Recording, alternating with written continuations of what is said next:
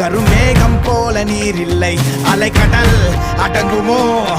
அதிகார குரலுக்கு எப்போதும் நீரின் வீழ்ச்சி நீதானே. உன்னை நீந்தி கடக்க முடியாதே ஒரு பனித்துளி, அது எரிமலை அணைத்திடுமா? வெட்டுக்குழியின் கூப்பாடு இனி நாட்டுக்குள்ள கேட்காது, இன முகவரி அது இனி விழித்திருந்திடுமே.